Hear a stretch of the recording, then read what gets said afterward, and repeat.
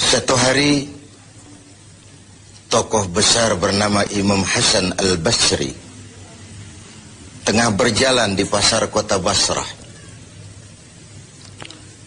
Datang seseorang lalu bertanya kepada beliau, "Ya Aba Ishaq," wahai Abu Ishaq, panggilan buat Imam Hasan al-Basri.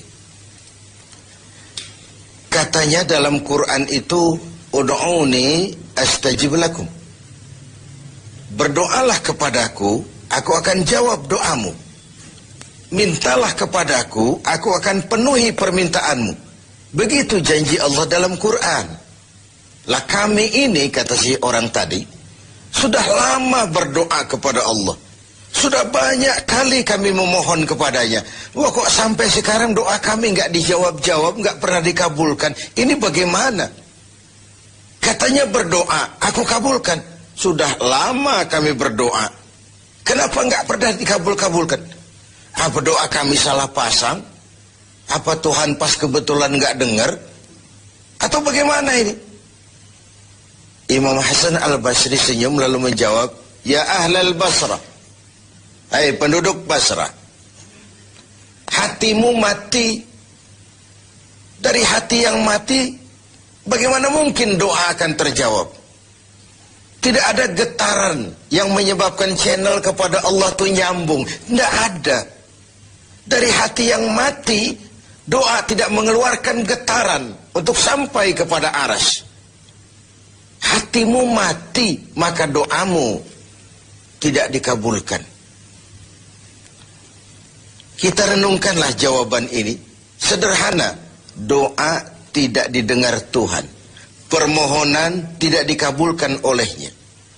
Tapi kalau kita mau menukik kepada renungan yang lebih jauh, kemalangan apa yang lebih besar?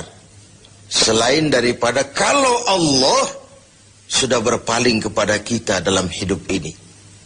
Permohonan tidak didengar, doa tidak dikabulkan, Allah sudah masa bodoh dengan kita. Kemana lagi langit tempat kita bernaung? Kemana lagi bumi tempat kita berpijak?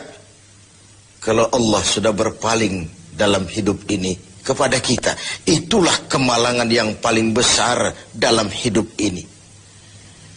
Sementara kita berleha-leha, menurut kita kemalangan itu kehilangan jabatan. Kemalangan itu kehilangan harta benda. Kemalangan itu adalah kehilangan orang yang kita sayangi. Allah berpaling dalam hidup kita, tidak pernah kita melakukan evaluasi. Nah, apa yang menyebabkan hati itu jadi mati? Sehingga tidak ada getaran yang nyambung ke aras, yang mengakibatkan Tuhan berpaling dari kita. Doa tidak lagi didengar, permohonan tidak lagi dikabulkan. Ada beberapa hal yang menyebabkan hati jadi mati, sehingga doa tidak terangkat. Imam Hasan al-Basri menjelaskan beberapa faktor yang menyebabkan hati menjadi mati. Tidak ada lagi getaran yang mengantarkan doa ke aras, sehingga Tuhan pun berpaling. Yang pertama kata beliau, "Araftumullaha wa lam tu'tuhu haqqah." Kamu kenal Allah, tapi haknya untuk disembah, kewajibanmu untuk menyembah, tidak pernah kamu laksanakan. Bagaimana hati tidak jadi mati? Kenal. Siapa pencipta alam semesta? Allah. Siapa pencipta lautan, gunung, sungai? Allah. Siapa pencipta langit dan bumi? Allah. Siapa pengatur segala-galanya? Allah.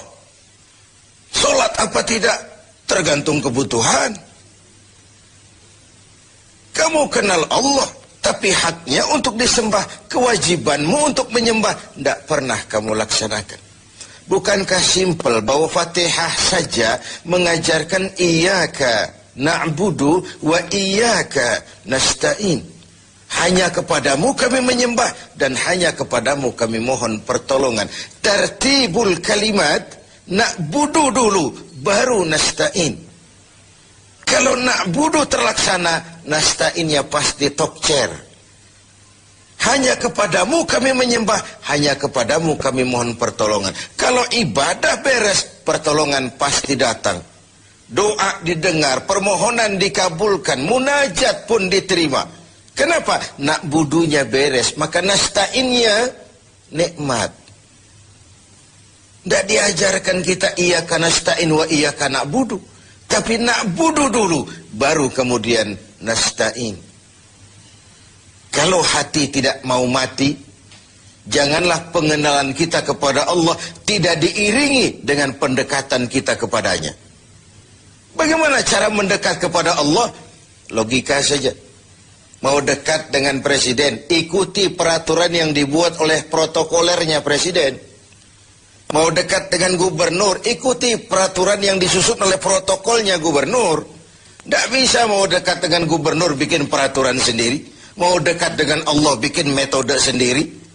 Dengan jalan ngelamun, duduk madep ngidul, bengong 4-5 jam, lalu mau dekat dengan Allah.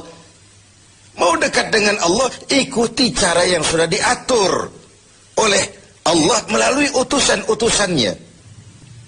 Bukan dengan cara membuat sesuatu sendiri.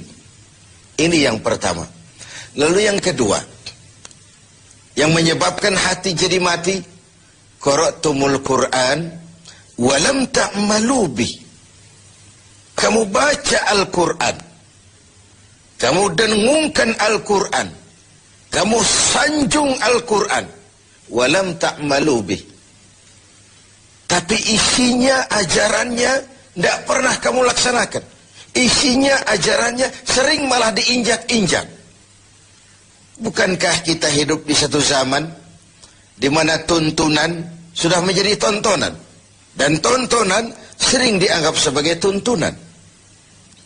Bukankah kita hidup di satu masa di mana orang yang jujur dikhianati dan pengkhianat malah diberikan amanah? Bukankah zaman ini sudah terjadi pergeseran nilai yang sedemikian rupa? Kita baca Al-Quran, kita musabakohkan pula bacaannya, tapi isinya, ajarannya tidak pernah kita laksanakan. Bahkan nyaris sering kita injak-injak. Hati jadi mati. Sama dengan kalau kita dikirimi surat oleh seseorang yang sangat kita kagumi. Kita baca surat itu siang malam. Kita ceritakan kepada orang, saya dikirimi surat oleh orang yang sangat saya kagumi. Tapi perintah yang ada dalam surat itu tidak pernah kita laksanakan. Saya percaya betul yang kirim surat mesti marah. Kau baca itu penting supaya kau ngerti apa isinya. Tapi setelah kau ngerti, mbok ya laksanakan. Begitu Al-Quran diturunkan kepada kita. Kamu baca Al-Quran, tapi isinya tidak pernah kamu amalkan. Bagaimana hati tidak akan menjadi mati karenanya? Pemirsa TV 7 yang berbahagia. Yang ketiga, penyebab hati itu menjadi mati, akaltum ni'mata rabbikum walam tashkurulah. Kamu makan nikmat Tuhanmu, tapi tidak pernah kamu bersyukur kepadanya. Ikan Tuhan di laut itu tiap hari diciduki, tapi Tuhannya diabaikan. Tidak pernah sesaat pun dalam hidup ini nikmat Allah pernah berhenti. Sejak kita bangun tidur sampai kita tidur kembali, bahkan tidur itu sendiri. Dari sekian nikmat yang kita tidak akan pernah sanggup menghitungnya, Tuhan cuma minta syukuri nikmat itu. Kalau kau syukuri, aku tambah. Kalau kau ingkar, azabku itu pedih. Tiap hari kau makan nikmat Tuhanmu, akaltum ni'mata rabbikum. Kau makan nikmat dari Tuhanmu, walam tashkurulah. Tapi kepadanya kamu tidak pernah bersyukur.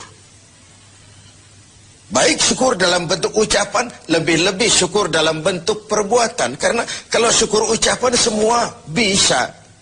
Alhamdulillah, terima kasih Tuhan, puji syukur, terima kasih Tuhan. Tapi perbuatannya sering tidak sinkron dengan ucapannya. Kalau saya diberikan harta oleh Allah, mulut saya tidak pernah berhenti. Alhamdulillah Tuhan, terima kasih dikasih harta. Tapi pelitnya 17 setan. Rasanya orang itu baru syukur perbuatan, baru syukur ucapan, belum syukur perbuatan. Karena syukur perbuatan artinya mempergunakan suatu nikmat sesuai dengan kehendak yang memberikan nikmat itu. Allah memberikan harta kepada saya. Apa yang Allah kehendaki dengan menggunakan harta ini? Bagaimana kehendak Allah tentang penggunaan harta ini? Allah memberikan jabatan kepada saya. Apa yang Allah kehendaki dengan memberikan jabatan ini kepada saya? Mempergunakan suatu nikmat sesuai dengan kehendak yang memberinya. Itulah syukur yang sebenarnya. Ini yang keempat. Yang kelima, penyebab hati itu jadi mati. Qultum annal mauta haqqun wa lam tasta'iddu lah. Kamu yakin, kamu percaya, kamu tahu betul hidup akan berakhir dengan kematian. Namun kau tidak pernah mempersiapkan diri untuk itu. Baik menghadapi kematian maupun menghadapi yang lebih penting sesudah kematian. Karena mati pada dasarnya sebuah peralihan dari sebuah tahap kehidupan kepada tahap kehidupan yang berikutnya. Bukan akhir. Bahkan saya lebih cenderung mengatakan mati adalah istilah yang digunakan bagi orang yang sedang hidup. Si fulan mati, itu kan kata yang hidup. Yang mengalami sedang pindah ke alam lain. Jadi tidak ada alasan hidup sulit benar, mending mati habis urusan. Tidak selesai sampai di situ. Tidak selesai urusannya. Hidup terus berlanjut di alam barzah, terus berlanjut di alam mahsyar. Ini satu perjalanan panjang. Seperti kita akan berangkat ke luar kota yang jauh, tentu kita harus menyiapkan bekal. Semakin jauh perjalanan, semakin banyak bekal yang kita bawa. Kalau Anda akan berangkat jauh, tidak bawa bekal berangkat juga, itu kan nekat sama namanya. Sampai ke tujuan belum tentu, sengsara di jalan sudah pasti. Kenapa? Tidak ada bekal kok berangkat. Begitulah kita sebagai manusia, hamba Allah. Perjalanan panjang, belum siap bekal, belum cukup ibadah kita, sudah datang saat kematian. Tentu artinya belum punya bekal sudah berangkat. Alamat sengsara di jalan karena bekal tidak ada. Inilah Ramadan di mana kita antara lain menyiapkan bekal-bekal untuk menghadapi hidup sesudah kehidupan yang